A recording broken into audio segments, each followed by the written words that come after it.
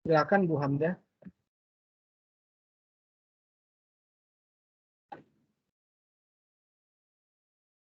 Mari Bapak Ibu kita nyanyikan sebuah lagu.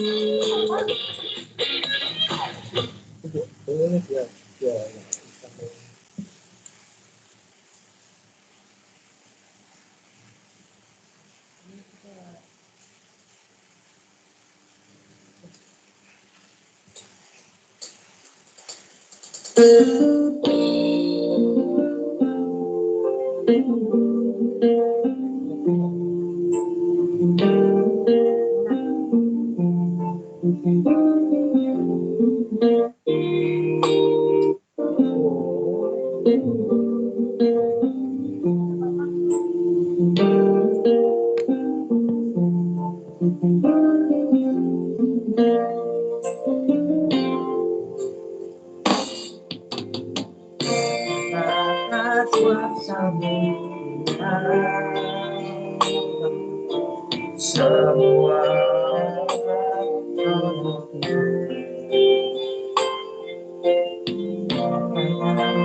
kelihatan mustahil bagiku, itu sangat mungkin bagimu.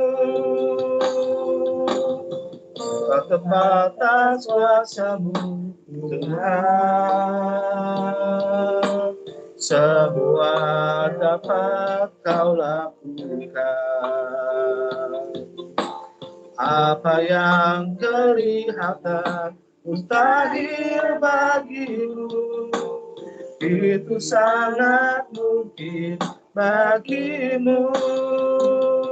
Di saat ku tak berdaya, namun kuasa-Mu Tuhan, ketika ku itu nyata, bukan karena kemuliaan, namun kasih-Mu Tuhan. Ketika ku berdoa, mujizat itu nyata.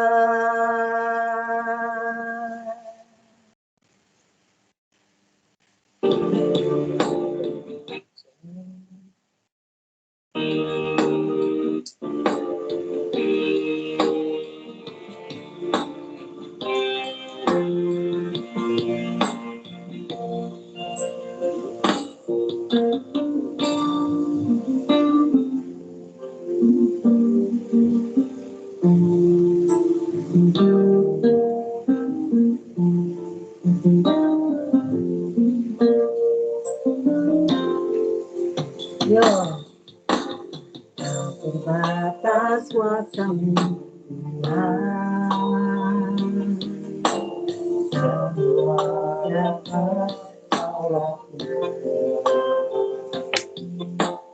Apa yang kelihatan mustahil bagimu, itu sangat mungkin bagimu.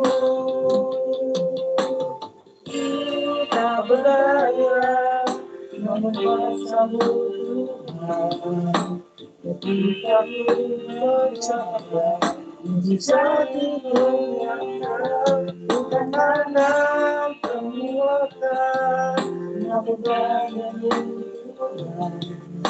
Ketika ku berdoa, mujizat itu nyata.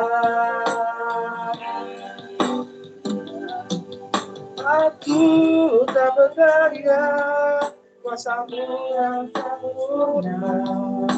Ketika ku berdoa, mujizat itu nyata, bukan karena kekuatan, namun karena Tuhan. Ketika ku berdoa, mujizat itu nyata.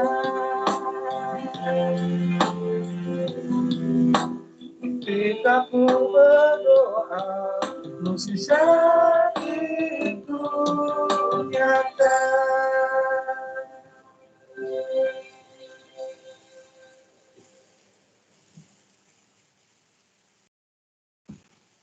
Mari Bapak Ibu kita lanjutkan dengan doa pembuka.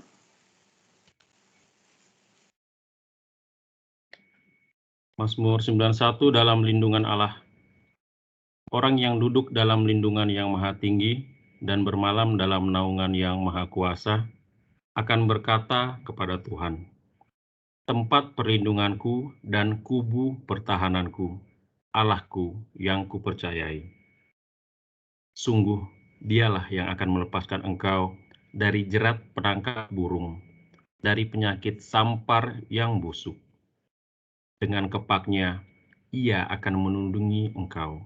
Di bawah sayapnya, engkau akan berlindung. Kesetiaannya ialah perisai dan pagar tembok. Engkau tak usah takut terhadap kedahsyatan malam, terhadap panah yang terbang di waktu siang, terhadap penyakit sampar yang berjalan di dalam gelap, terhadap penyakit menular yang mengamuk di waktu petang.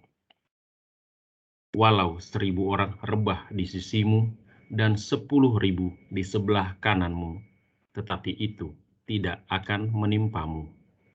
Engkau hanya menontonnya dengan matamu sendiri dan melihat pembalasan terhadap orang-orang fasik. Sebab Tuhan ialah tempat perlindunganmu, yang maha tinggi telah kau buat tempat perteduhanmu. Malapetaka tidak akan menimpa kamu, dan tulah tidak akan mendekat kepada kemahmu. Sebab malaikat-malaikatnya akan diperintahkannya kepadamu untuk menjaga engkau di segala jalanmu. Mereka akan menatang engkau di atas tangannya, supaya kakimu jangan terantuk kepada batu. Singa dan ular tedung akan kau langkahi. Engkau akan menginjak anak singa dan ular naga. Sungguh, hatinya melekat kepadaku, maka aku akan meluputkannya. Aku akan membentenginya, sebab ia mengenal namaku. Bila ia berseru kepadaku, aku akan menjawab. Aku akan menyertai dia dalam kesesakan. Aku akan meluputkannya dan memuliakannya. Dengan panjang umur akan kukenyangkan dia, dan akan kuperlihatkan kepadanya keselamatan daripadaku. Marilah kita berdoa doa pembukaan demi nama Bapa, Putra, dan Roh Kudus. Amin. Ya Bapa, terima kasih atas berkat dan bimbingan-Mu kepada kami, sehingga pada hari ini kami dapat Kau kumpulkan dalam PA ini ya Bapa, sehingga kami semua dapat berkumpul dan siap untuk mendengarkan firman-Mu. Ya Bapa, kami mohon berkatilah Cik Sela agar dapat menyampaikan kasih daripada-Mu kepada kami ya Bapa. Semoga kasih yang Kau sampaikan kepada kami lewat sabda-Mu hari ini dapat kami terima, tumbuh, dan berkembang dalam hati kami, dan dapat kami jalankan dalam kehidupan kami sehari-hari ya Bapa.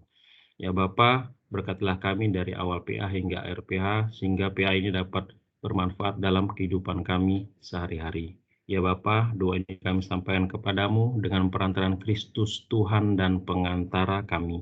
Amin. Demi nama Bapa, Putra, dan Roh Kudus. Amin.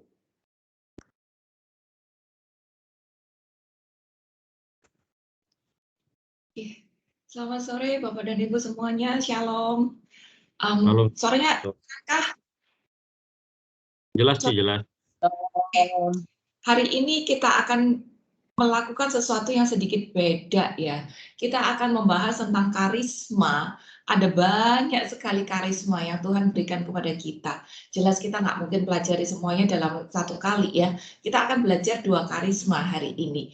Dan sekaligus kita akan coba untuk workshop agar kita juga makin merindukan karisma-karisma Tuhan itu. Aku akan share sebentar. Munculkah? Muncul sih. Oke, udah full ya.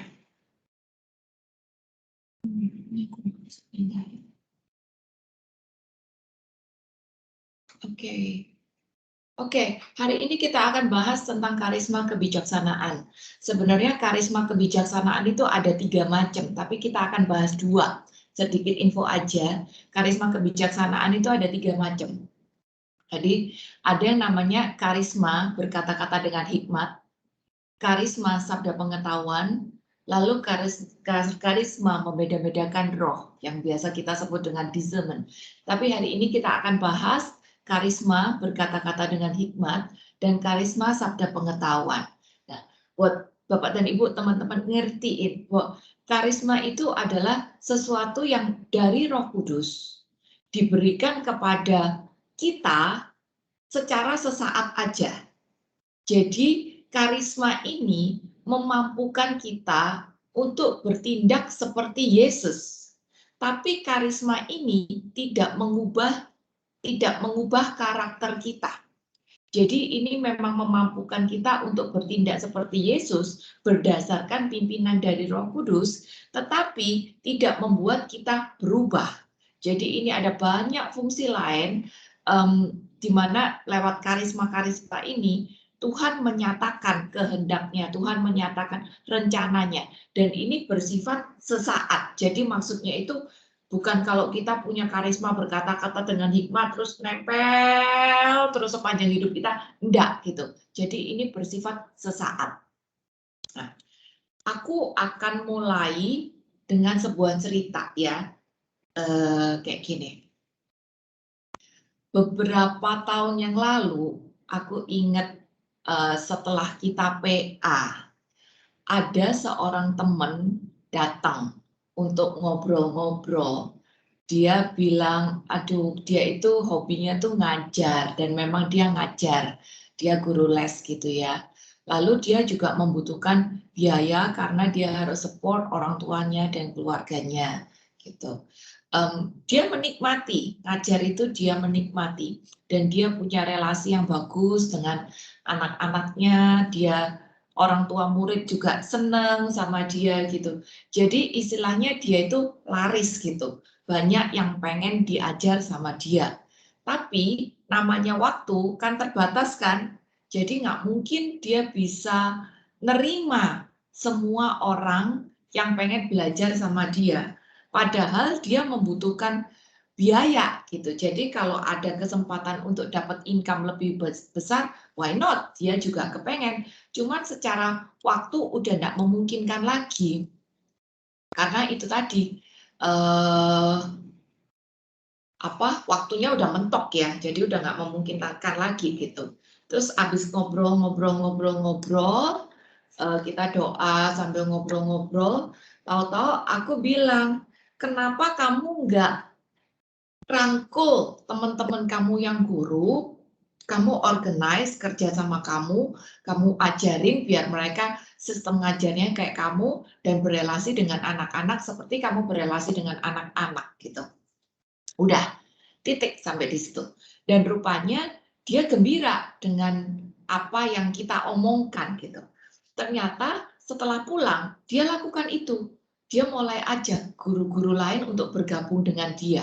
Jadi istilahnya dia jadi organize guru-guru ini. Dia ajarin, dia didik, sehingga kualitas guru-guru itu seperti kualitas dia mengajar. Dia ajarin juga bagaimana berelasi dengan anak-anak, sehingga komunikasi itu menjadi baik, dan terutama dia juga menekankan sama guru-gurunya itu, kalau mau les, sebelum dan sesudahnya itu berdoa dulu gitu. Nah, ternyata aku udah nggak follow up lagi ya, udah cerita-cerita aku udah nggak follow up lagi. 1 tahun setelah itu, dia baru cerita, kalau ternyata dalam waktu 1 tahun, itu dia bisa punya 80 guru. Jadi otomatis dia itu memberkati banyak hal. Secara income dia juga mendapat lebih banyak. Dia memberkati guru-guru yang bergabung sama dia. Murid-murid yang selama ini ngantri akhirnya bisa dapat guru, dan orang tua murid juga happy karena anak-anaknya dididik benar dengan guru yang berkualitas, dengan guru yang telaten, dengan guru yang juga mengajak untuk berdoa kayak gitu-gituan. Jadi rupanya luar biasa banget hasilnya. Padahal kan aku cuma ngomong, kenapa kamu nggak ngajak guru-guru yang lain bergabung dengan kamu dan dididik agar punya kualitas seperti kamu gitu. Nah, pertanyaannya adalah, itu adalah karisma berkata-kata dengan hikmat atau karisma sabda pengetahuan? Nah, ini aku kasih sedikit definisinya ya di awal dulu, biar nggak bingung, karena ini adalah dua hal yang berbeda. Kalau yang namanya karisma, berkata-kata dengan hikmat, itu adalah karunia Roh Kudus. Yes, pasti dari Roh Kudus. Jadi bukan ngada-ngada sendiri, bukan pengetahuan kita sendiri, bukan jadi-jadian. Pasti oleh Roh Kudus. Dan kalau itu dari Roh Kudus, maka akan membawa orang tersebut untuk mengambil keputusan. Keputusan itu pasti tepat, bijaksana, dan sesuai dengan kehendak Allah. Nah, jadi di sini kelihatan buahnya itu bagus, buahnya itu benar karena ini sesuai dengan kehendak Allah. Jadi karisma berkata-kata dengan hikmat itu adalah karunia dari Roh Kudus yang bertujuan agar seseorang itu bisa mengambil keputusan, bisa punya jalan keluar, ada tahu langkah tepatnya seperti apa, kayak gitu-gituan ya, ada keputusan yang diambil secara tepat dan bijaksana karena itu berdasarkan pimpinan roh. Itu kalau karisma berkata-kata dengan hikmat dan otomatis diperkatakan, bukan cuma dibatin tapi diperkatakan. Itu karisma berkata-kata dengan hikmat. Tapi kalau karisma sabda pengetahuan itu adalah karunia juga, berasal dari Roh Kudus juga. Tapi di mana pernyataan Roh Kudus itu memberi pengertian atas sebuah misteri. Ada misteri berarti. Sesuatu yang tersembunyi. Sesuatu yang kita tidak tahu atau kita tidak mengerti. Tapi oleh karunia pengetahuan itu, misteri itu tadi diungkapkan. Disebut sebagai misteri iman. Misteri itu tadi diungkapkan sehingga yang tersembunyi jadi tahu. Yang tadi tidak dimengerti, sekarang jadi dimengerti, jadi ketahuan gitu. Jadi ini mengungkapkan fakta yang tadinya tidak tahu jadi tahu. Nah, semoga Bapak dan Ibu mulai ada gambaran karunia berkata-kata dengan hikmat itu kayak apa, karisma sabda pengetahuan itu kayak apa. Ini dua hal yang berbeda, tapi memang Tuhan berikan agar kehendaknya bisa terjadi untuk menolong umat. Kita mulai dari yang pertama dulu ya, yaitu karisma sabda, karisma berkata-kata dengan hikmat. Namanya karisma berkata-kata dengan hikmat, seperti tadi dijelasin, itu pasti ada berkata-katanya, sebuah perkataan yang keluar, dan itu berdasarkan hikmat dari Roh Kudus, menuntun orang untuk membawa keputusan yang tepat. Berarti di sini ada juga diberi pemahaman yang mendalam atas misteri Kristus itu, gitu. Nah, setelah itu juga memberi pengertian batin. Kalau orang punya masalah, contohnya kayak gini, yang kayak tadi aku beri contoh itu ya, di mana seorang punya masalah yang tidak tahu, mungkin karena biasanya orang kalau punya masalah itu kan pikirannya buntu, dia tidak bisa melihat jalan keluar gitu. Dan Tuhan melihat bahwa orang ini pikirannya lagi buntu, nggak ngerti lagi mesti bagaimana, maka diberi sabda pengetahuan ini tadi, diberi karisma berkata-kata dengan hikmat, sehingga dia mengerti, oh Tuhan suruh aku langkah kayak gimana, Tuhan suruh aku ngambil keputusannya kayak bagaimana, kayak gitu. Lalu selain itu, kalau orang menerima karisma ini dan diperkatakan, maka orang yang mendengar akan mendapat pengertian batin. Lega, yang pasti. Gak lagi takut, ada ketenangan, ada damai sejahtera, lepas dari segala macam keterikatan yang menakutkan gitu. Jadi masalah yang tadinya buta, nggak tahu jalan keluarnya, setelah mendengar karisma berkata-kata dengan hikmat, masalahnya belum tentu sudah selesai. Tapi sudah ada jalan keluar yang terbuka dan keadaan batin ini menjadi lebih lega. Ada ketenangan, ada damai. Nah, otomatis setelah itu dia bisa mengambil keputusan yang sesuai dengan yang Tuhan mau. Jadi, ciri karisma berkata-kata dengan hikmat itu adalah diberi jalan keluar. Bisa mengambil keputusan yang sesuai dengan maunya Tuhan.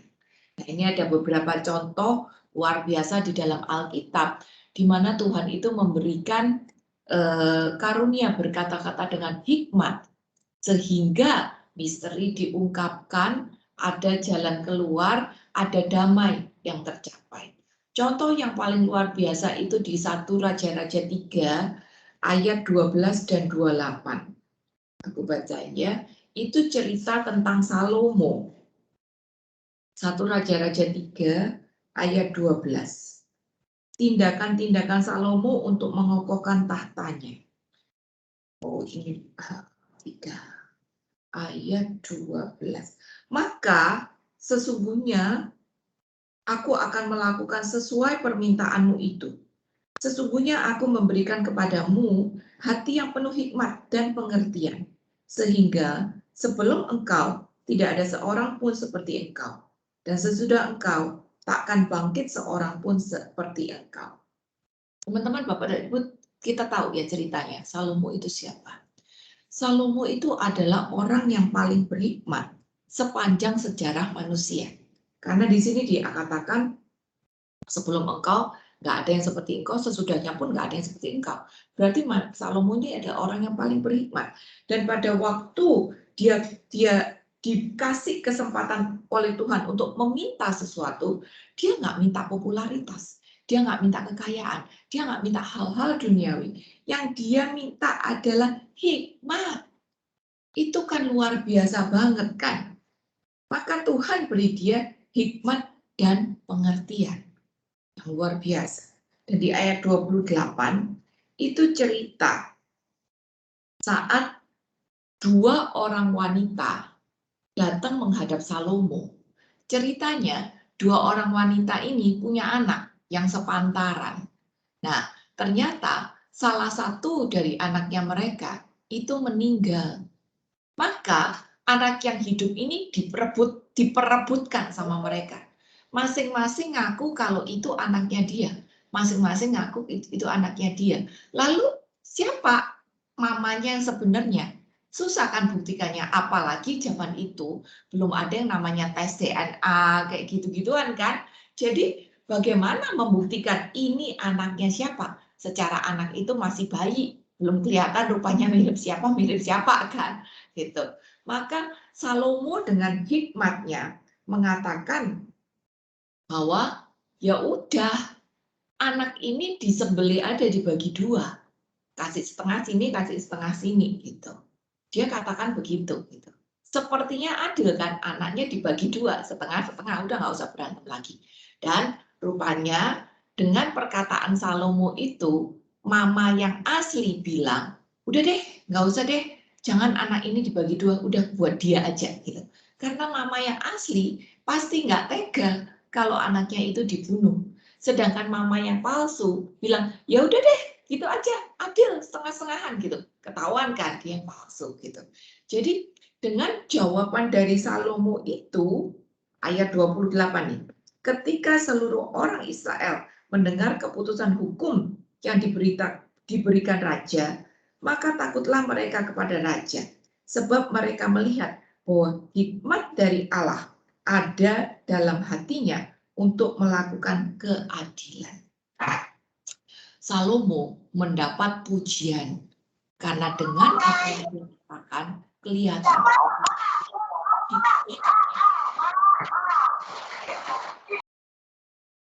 dia punya hikmat yang luar biasa untuk mengatasi masalah. Jadi karisma berkata-kata dengan hikmat ini memampukan orang untuk bisa melihat jalan yang keluar karena Tuhan berikan karisma itu oleh Roh Kudus. Memberi damai di hati, dan akhirnya ada keputusan, ada jalan keluar yang diambil.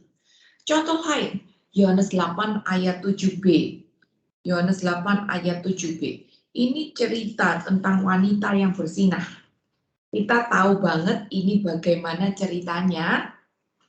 Pada saat itu orang nangkep wanita itu berzinah, lalu siap-siap nih orang-orang bawa ke Yesus dan lemparin batu kan, mau lemparin batu. Tapi tujuannya kan untuk mencobai dan nyalahin Yesus, jadi istilahnya mau jebak juga kan. Dan kalau Yesus ikut lempar, dibilang jahat. Kalau Yesus nggak lempar, tadi bilang nggak nyalain hukum Taurat. Jadi serba salah banget situasinya gitu. Dan wanita itu nggak bisa apa-apa, dia cuma diem aja. Sedangkan Yesus kan pengampun, dia kan pengasih, dan dia punya karisma berkata-kata dengan hikmat. Maka dia katakan di Yohanes 8 ayat 7b, barang siapa di antara kamu tidak berdosa, hendaklah dia yang pertama melemparkan batu kepada perempuan itu. Itu perkataan Tuhan Yesus. Karisma berkata-kata dengan hikmat yang diperkatakan sehingga ada solusi, memberi keteguhan batin, memberi jalan keluar, dan memberi damai sejahtera. Dan kita tahu apa yang terjadi. Semua orang kan berdosa. Jadi semua orang juga tahu, nggak ada yang pantas sebetulnya melempar batu itu kepada perempuan. Maka orang-orang tidak lagi bisa mencobai Tuhan Yesus. Ini bercandanya aja ya, Kalau misalnya hari itu ada Bunda Maria, mungkin Bunda Maria yang mau maju duluan secara dia tidak berdosa. Mungkin Bunda Maria mau maju duluan buat ngisengin Tuhan Yesus mungkin ya. Dan pada saat Tuhan Yesus lihat mamanya maju karena dia nggak berdosa, dia mungkin noleh dan bilang, "Mam," gitu ya. Ini bercandanya aja. Tapi kita lihat bagaimana Tuhan Yesus punya karisma berkata-kata dengan hikmat yang memberikan damai dan memberikan solusi. Contoh lain, karisma berkata-kata dengan hikmat. Markus 12 ayat 17. Ini juga cerita bagaimana orang mencobai Tuhan Yesus untuk menjebak dia. Dia tanya kan, boleh nggak bayar pajak? Harus bayar pajak nggak? Gitu. Itu situasi yang serba salah juga. Kalau misalnya Yesus bilang, bayar dong pajak, lalu dibilang katanya kok pro sama penjajah. Kalau Yesus bilang, nggak usah bayar pajak, nanti diadukan. Ini orang mau jadi pembelot karena nggak mau bayar pajak. Gitu. Jadi situasinya serba salah banget. Tapi namanya Yesus, dia punya karisma berkata-kata dengan hikmat. Maka dia katakan ayat 17 itu tadi, berikanlah kepada Kaisar apa yang wajib kamu berikan kepada Kaisar, dan kepada Allah apa yang wajib kamu berikan kepada Allah. Perkataan ini adalah karisma berkata-kata dengan hikmat. Karena lewat perkataan itu ada solusi, ada kebijaksanaan Allah, ada jalan keluar, ada damai sejahtera yang dibangun lewat perkataan itu. Contoh lain lagi, silakan baca di Kisah 6 ayat 7. Kisah 6 dan 7, bab 6 dan 7. Ini cerita tentang Stefanus, martir pertama kita. Pada waktu itu Stefanus ditangkap dan dia sudah mau dirajam. Dan ternyata sebelum dia dirajam, dia punya karisma berkata-kata dengan hikmat yang luar biasa banget. Dia sanggup menjelaskan seluruh peristiwa keselamatan yang diberikan oleh Tuhan. Bahkan sejak awal penciptaan sampai kenapa Tuhan Yesus harus datang. Dia wartakan keselamatan Allah yang telah digenapi di dalam diri Yesus itu. Stefanus ceritakan itu. Dan orang mendengarkan. Nah, di sini kelihatan bahwa karisma berkata-kata dengan hikmat itu punya kuasa untuk membukakan sebuah misteri, untuk menjamah hati orang, untuk membukakan apa yang tidak terlihat sehingga orang punya pengertian yang baru akan sebuah kejadian dan akhirnya membawa orang untuk lebih mengenal Tuhan. Jadi Bapak dan Ibu, karisma berkata-kata dengan hikmat ini adalah sesuatu yang luar biasa yang harus terus kita rindukan. Contoh lain, aku nggak buat gambarnya. Sabda di bukit, Matius 5. Tuhan mengajarkan kepada kita sabda bahagia. Bagaimana cara kita biar bisa mendapat kebahagiaan yang sesungguhnya? Itu adalah karisma berkata-kata dengan hikmat. Karena seluruh perkataan sabda bahagia itu memberikan pengajaran-pengajaran ilahi yang tidak bisa terpikirkan oleh manusia. Contoh kecil, bagaimana mungkin orang disuruh berbahagialah orang yang miskin, karena mereka akan miskin akan apa ya, aku sampai lupa, bentar aku bacain. Berbahagialah orang yang miskin di hadapan Allah, karena mereka lah yang ampunya kerajaan surga. Ini kan sesuatu yang bertentangan dengan konsep dunia. Tapi rupanya oleh karisma sabda pengetahuan, karisma berkata-kata dengan hikmat, Tuhan bisa memperkatakan itu yang sampai sekarang perkataan itu punya nilai luar biasa untuk mengubahkan orang, memberi pengertian ilahi yang sangat-sangat dalam sehingga orang bisa mau mendekatkan diri lebih-lebih lagi terhadap Tuhan. Jadi teman-teman, Bapak dan Ibu, kita harus terus merindukan karisma-karisma itu tadi, termasuk karisma sabda pengetahuan. Memang manusia itu punya yang namanya karunia kodrati, di mana setiap dari kita punya akal budi yang memberikan kecakapan-kecakapan, kemampuan-kemampuan ya untuk berpikir, untuk mengambil keputusan juga iya punya. Tapi kalau karunia kodrati kita dilengkapi dengan karunia adi kodrati, dilengkapi dengan karunia kebijaksanaan yang berasal dari Roh Kudus, maka itu akan punya nilai yang luar biasa banget. Kenapa? Karena itu akan memberi rahmat batinnya. Setiap karisma, setiap karisma berkata-kata dengan hikmat yang keluar, itu akan memberi rahmat batinnya kepada pendengarnya. Ada jalan, ada ketenangan, ada kelepasan, ada damai sejahtera yang diterima. Kenapa?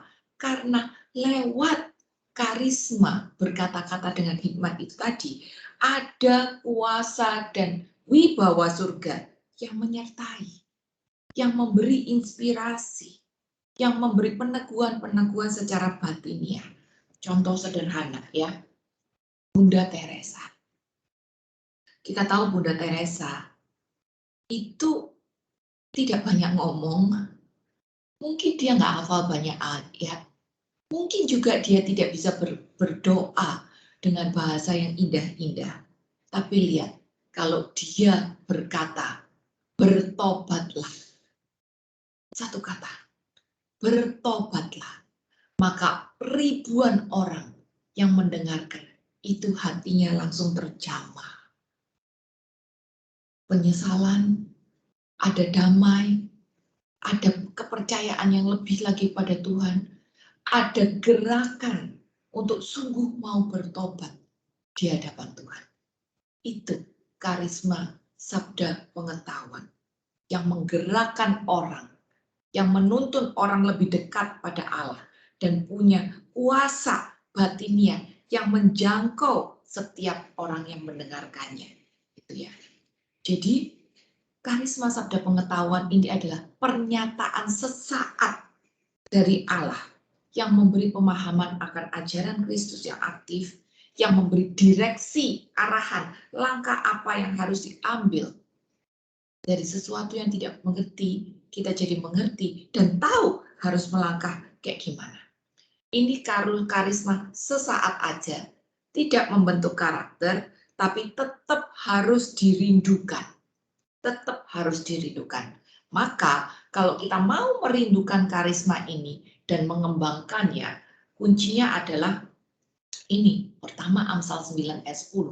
Dan sebagian besar dari kita udah ngerti bahwa Amsal 9 ayat 10 itu mengatakan tentang hikmat. Aku bacakan. Permulaan hikmat adalah takut akan Tuhan. Permulaan hikmat adalah takut akan Tuhan. Apa sih takut akan Tuhan? Takut akan Tuhan itu bukan ketakutan ya. Bukan takut dihukum, bukan takut kualat kayak gitu-gituan, enggak. Tapi takut akan Tuhan itu adalah hormat, cinta, dan takwa.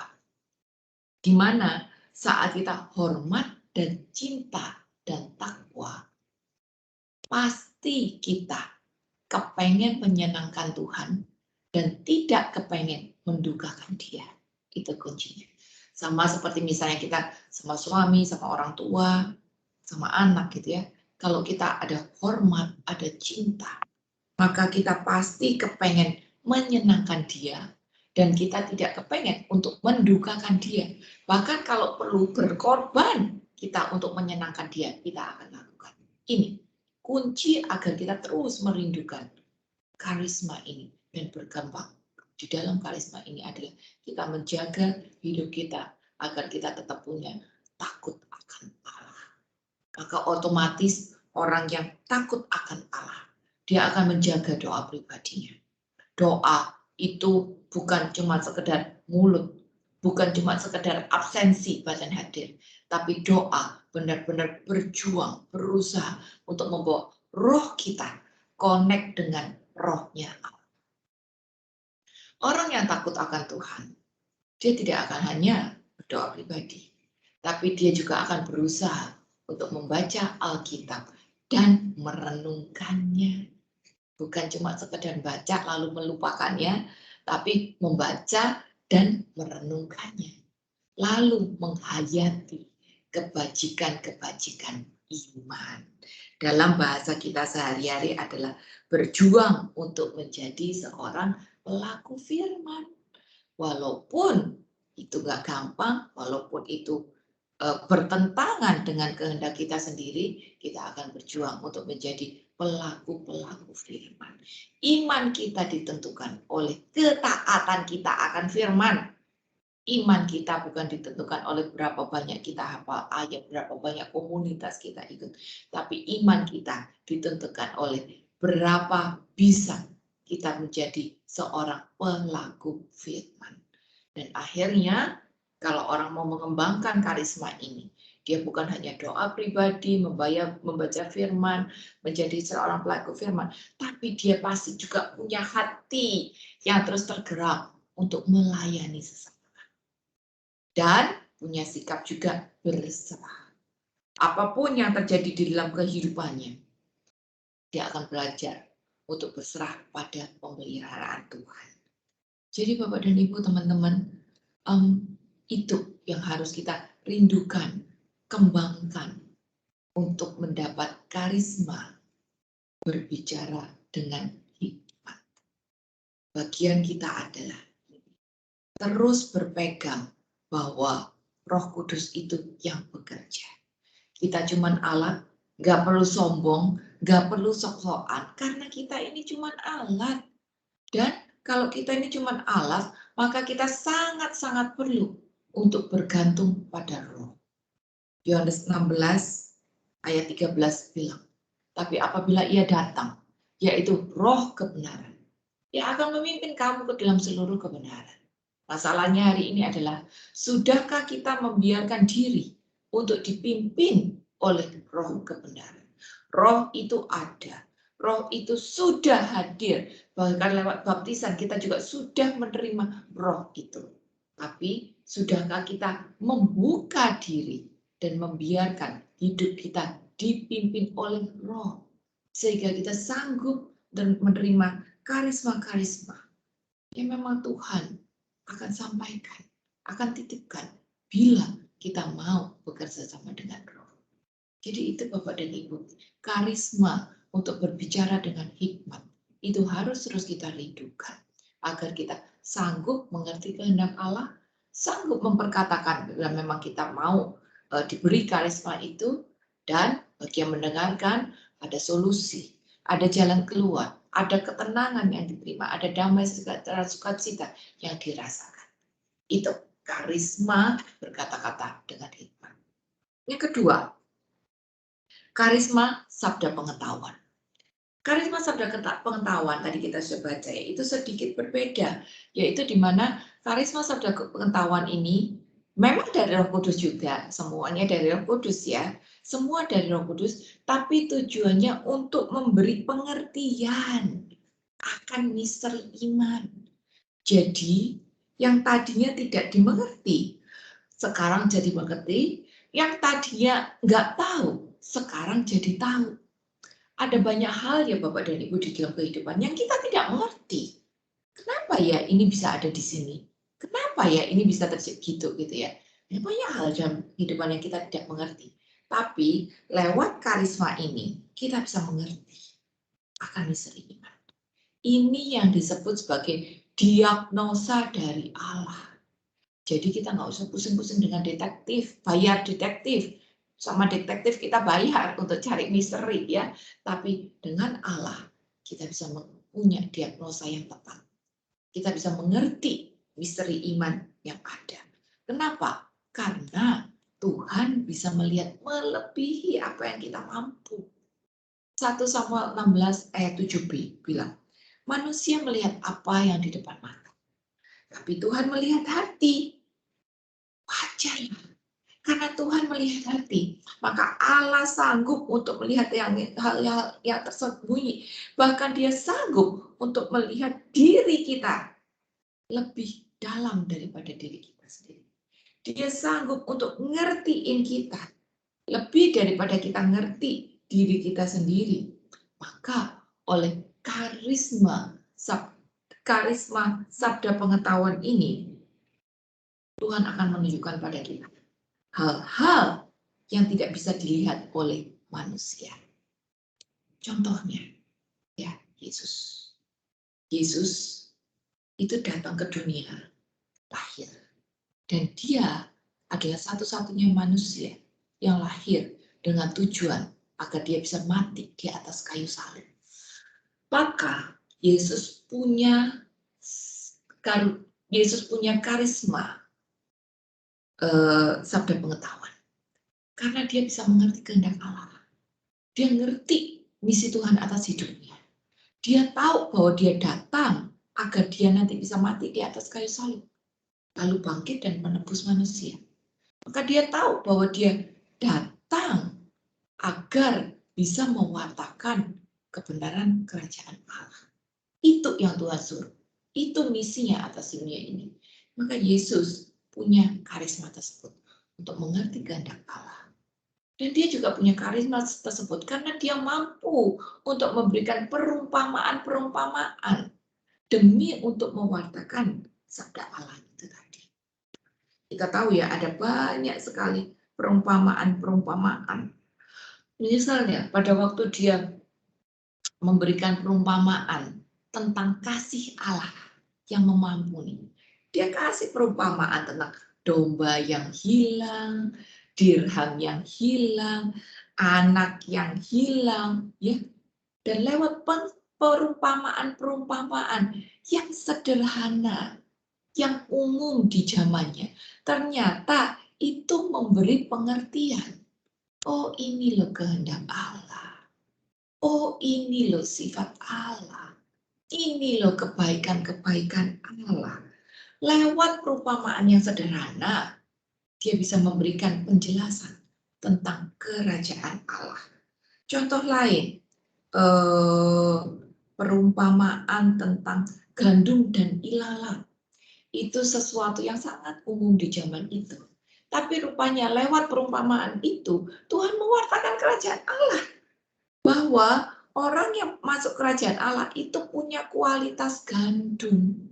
Bukan cuma sekedar kelihatannya kayak gandum, tapi ternyata ilalang. Jadi perumpamaan-perumpamaan ini memberikan pewartaan tentang kerajaan Allah. Dan Tuhan lakukan itu. Lalu karisma sabda pengetahuan. Ini kita bisa lihat juga di Yohanes 4 ayat 1 sampai 42 itu cerita tentang Yohanes Penginjil. Cerita tentang itu cerita tentang wanita Samaria. Itu yang gambarnya aku pasang ya. Itu cerita tentang wanita Samaria, di mana Yesus belum pernah ngobrol-ngobrol nih sama perempuan ini ya. Baru pertama kali ketemu nih sama perempuan ini ya. ternyata walaupun baru satu kali ketemu, Yesus tahu latar belakang wanita itu. Dia tahu kehidupan yang dihidupi wanita itu. Dia tahu permasalahan-permasalahan yang dijalani oleh wanita itu. Dan oleh sedikit perkataan Tuhan Yesus tentang masa lalu perempuan ini, rupanya perempuan ini bisa bertobat. Dan bukan hanya berhenti pada pertobatan, tapi perempuan ini menjadi pewarta Yesus yang pertama. Dia lari keluar dari seorang wanita yang tadi ngumpet di sumur, dia lari ke pintu gerbang kota dan teriak-teriak bilang, aku baru ketemu ini orang Yesus namanya, dan dia tahu masa laluku. Dia tahu masa laluku. Ini dia Mesias yang dijanjikan Allah. Ketemu orang lain lagi, dia bilang yang sama. Dia tahu masa laluku, dia bisa tahu aku, padahal aku nggak pernah ketahu. Dia, ini pasti Mesias yang dijanjikan Allah. Sejalanan, dia cuma teriak itu. Ini aku ketemu orang yang tahu masa laluku. Aku ketemu orang yang tahu masa laluku. Dia pasti Mesias yang dijanjikan Allah. Lihat, bagaimana sabda pengetahuan ini punya kuasa juga. Punya kuasa untuk membawa orang ada pertobatan, lebih dekat pada Allah. Jadi teman-teman, kita pun juga harus merindukan karisma sabda pengetahuan ini, sehingga kita bisa mengerti kehendak Bapa.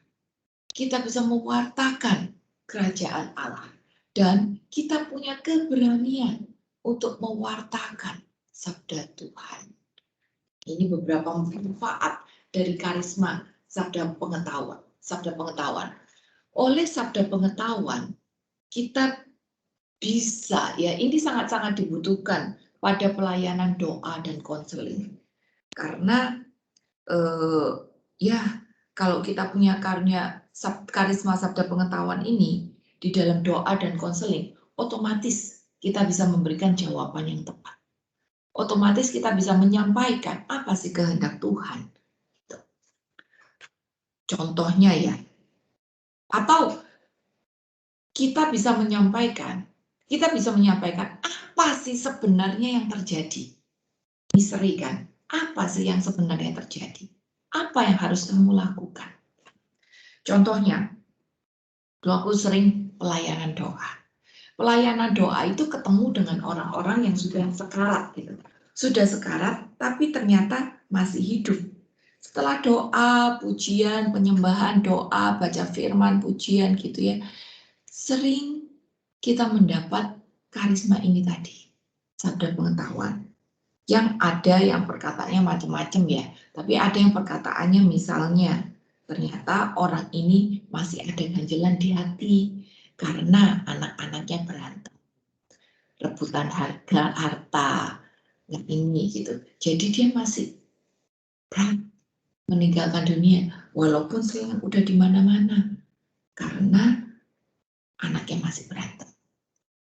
Maka kalau ini terjadi, kita harus tanya, benar nggak ini yang terjadi? Kita sampaikan, kok aku kayaknya dapat seperti ini ya? Benar nggak sih ini yang terjadi? Kalau memang itu benar yang terjadi, maka kita sampaikan, oke, kita harus bawa ini pada rekonsiliasi. Kita panggil anak-anaknya, kita ajak untuk rekonsiliasi agar mamanya bisa punya kelepasan. Fungsi yang kedua itu membangun tubuh Kristus. Misalnya, ya kayak tadi Yesus memberikan perumpamaan. Itu kan sangat-sangat membangun tubuh Kristus. Karena ada sabda pengetahuan, kuasa yang menyertai. Sehingga sampai hari ini, kalau kita membaca perumpamaan-perumpamaan itu, kita pun juga masih diberkati kan? Jadi itu membangun tubuh Kristus. Ada contoh lain lagi yang berupa teguran. Teguran itu sebetulnya untuk mengarahkan kita. Teguran-teguran itu sebenarnya untuk menunjukkan agar kita terarah untuk bisa makin dekat sama Tuhan. Halangan-halangan itu terjadi. Nomor 5 ya, nomor 2 sama nomor 5. Contohnya kayak gini. Tahu nggak cerita di Kisah 5 tentang Ananias dan Safira? Ananias dan Safira ini hidup di dalam komunitas jemaat bersama-sama. Dan mereka sharing segala sesuatu. Yang punya apa ditaruh di tengah dan dinikmati bersama. Maka yang terjadi pada waktu itu, Ananias dan Safira itu menjual tanahnya. Lalu rencananya duit tanah itu ditaruh di kas agar untuk keperluan bersama. Tapi rupanya pada waktu mereka nyetor duit tanah, yang disetorin itu enggak semua. Yang disetorin itu sebagian aja. Gitu. Dan Petrus, pemimpin jemaat waktu itu, tahu apa yang terjadi. Dia bilang sama Ananias dan Safira, kenapa kamu lakukan itu? Kamu sudah menipu Allah.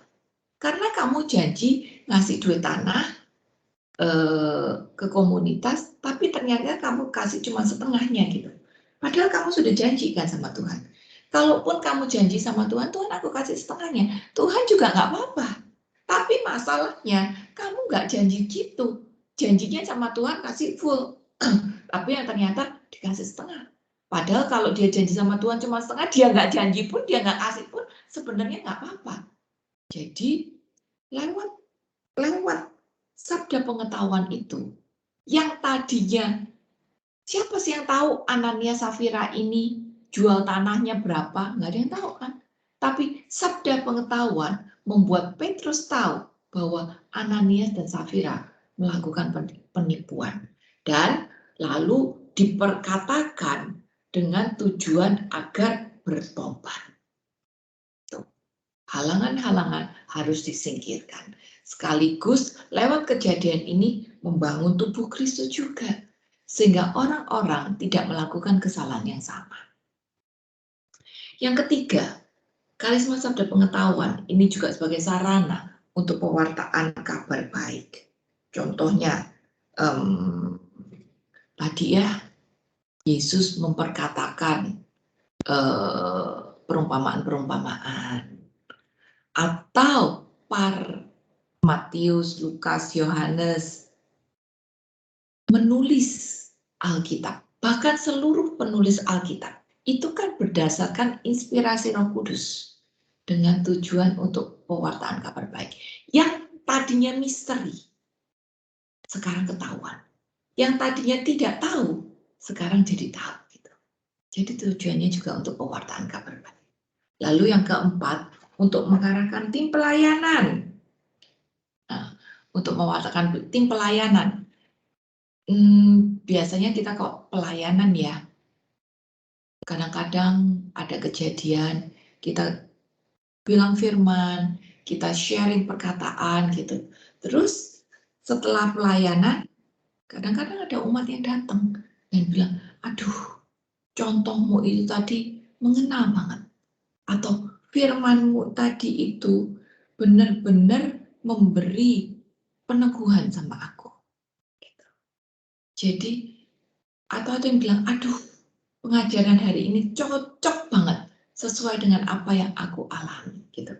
Jadi ini membantu tim. Kadang-kadang juga tim pujian, tim doa gitu.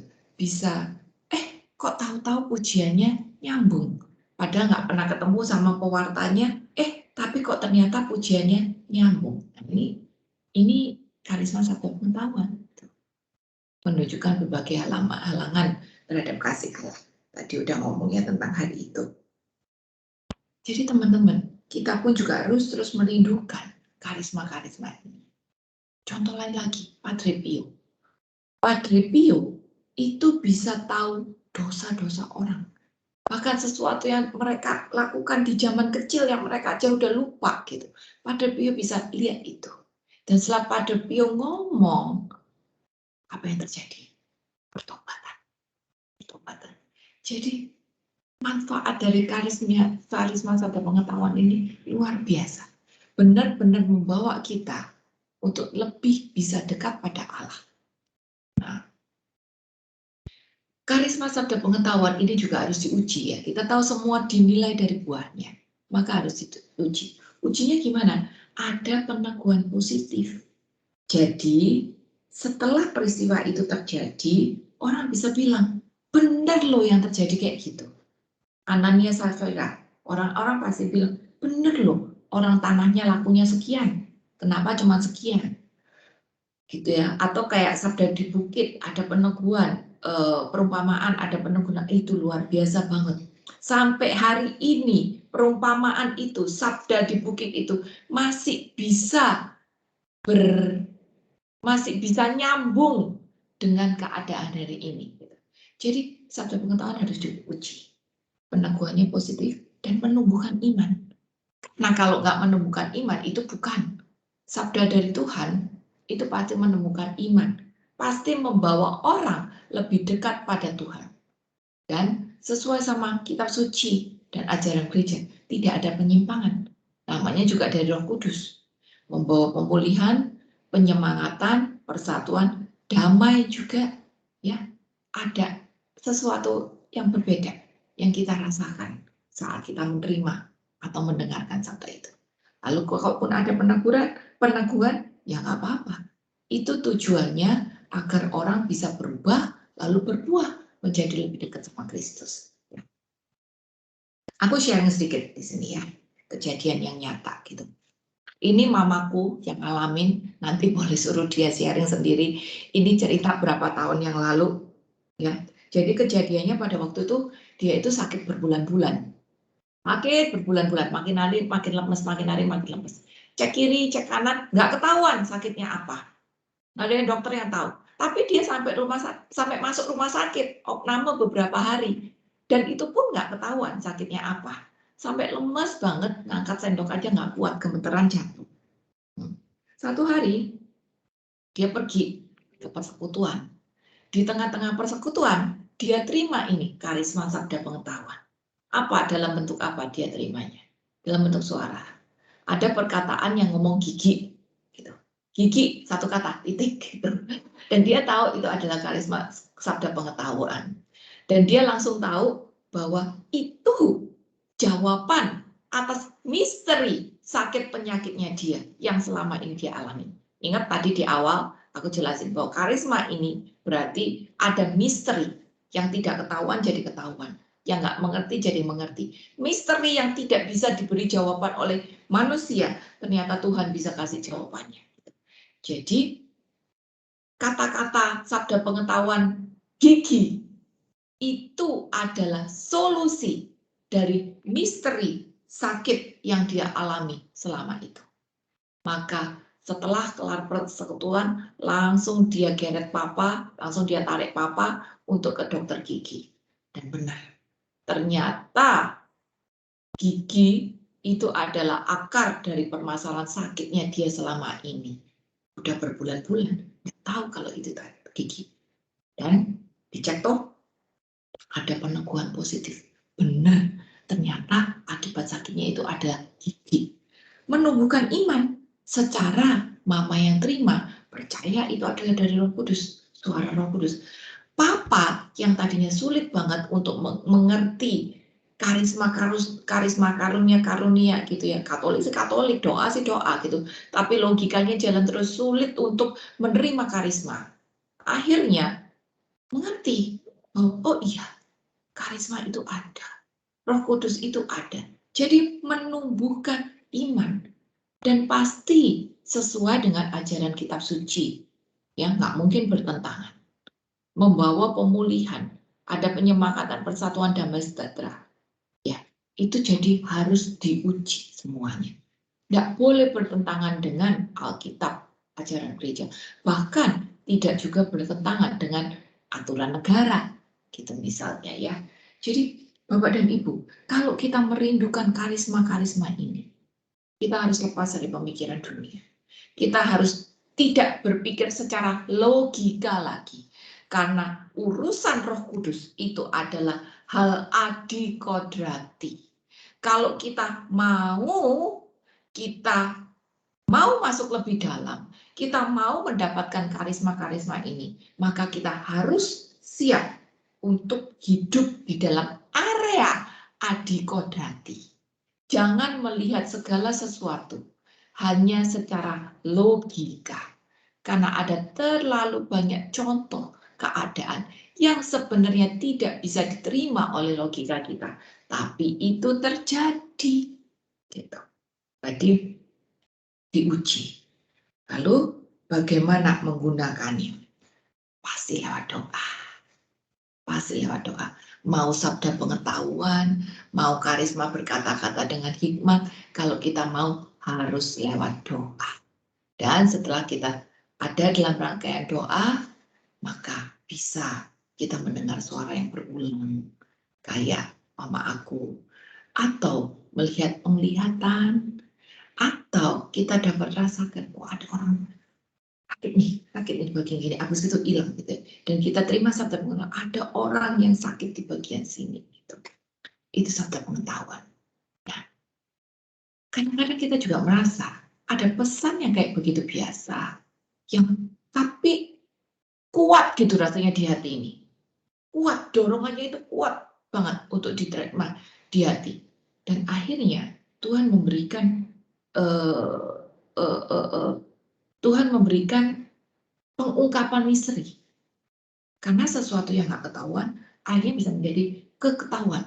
Karena Tuhan membukakan misterinya itu tadi. Tapi misteri itu bisa dirasakan, bisa dilihat, bisa didengar. Dan kita akan tahu bahwa itu adalah misteri itu adalah jawaban dari Tuhan atas misteri tersebut. Ya, jawaban Tuhan atas misteri tersebut. Nah, ini cara kita menggunakannya.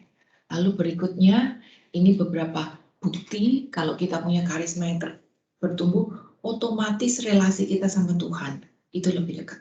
Maka kita pasti lebih peka ya akan suara Tuhan.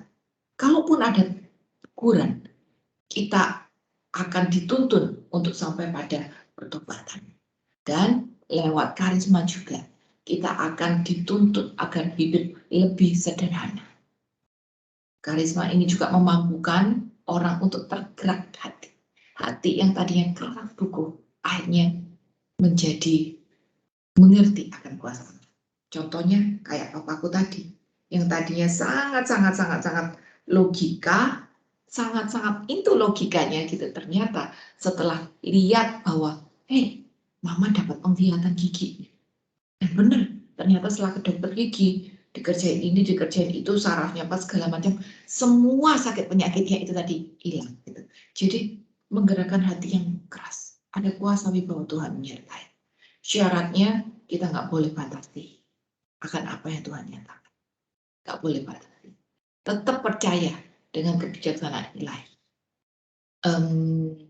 Bahwa ini adalah sesuatu yang adikodrati. Lalu dalam mengutarakannya harus bijak ya, nggak boleh sembarangan juga. Orang lagi pujian penyembahan misalnya kita tarik colek keluar gitu untuk ngomong ini, enggak juga gitu ya. Jadi cara mengutarakannya juga harus bijak. Atau tidak juga kita ngomong di depan mimbar. Misalnya, oh aku melihat si Bapak siapa? Bapak Anu berantem sama keluarganya, lalu diusir. Enggak, itu namanya mempermalukan orang. Tapi kalau orang punya kebijaksanaan ini, dia akan bisa melihat situasi. Lalu dia sabar dengan pernyataannya. Karena belum tentu apa yang dia katakan itu ada buahnya. Hari itu bisa jadi berikut-berikutnya. Percaya bahwa sabda Tuhan itu membangun hidup kita. Terutama secara iman, membuat kehidupan kita secara kualitas menjadi lebih baik. Jadi Bapak dan Ibu, ini slide sudah selesai. Jadi Bapak dan Ibu, itu dua karisma yang kita pelajari hari ini. Karisma ini adalah anugerah yang harus kita rindukan. Dan setelah itu digunakan untuk melayani sesama. Bukan untuk kepuasan atau kebanggaan diri sendiri. Bukan. Maka bagian kita adalah terus rindu akan relasi pribadi kita sama Tuhan. Digedein lagi relasinya gitu ya. Jadi kita bisa hidup makin peka atas sabdanya, makin rendah hati juga, sehingga kita bisa terus dipakai sebagai kepanjangan tangan Tuhan untuk punya karisma sabda pengetahuan dan karisma berkata-kata dengan hikmat. Bapak Ibu, rindukan karisma-karisma ini untuk kita sehingga kita bisa menjadi kepanjangan tangannya, bisa menjadi alatnya ya untuk pembangunan gereja dan segala macam itu tadi. Terus rindukan karisma-karisma ini. Oke, sampai di sini kira-kira ada pertanyaan dulu kah sebelum kita masuk ke sesi workshop? Habis Bu, ini saya mau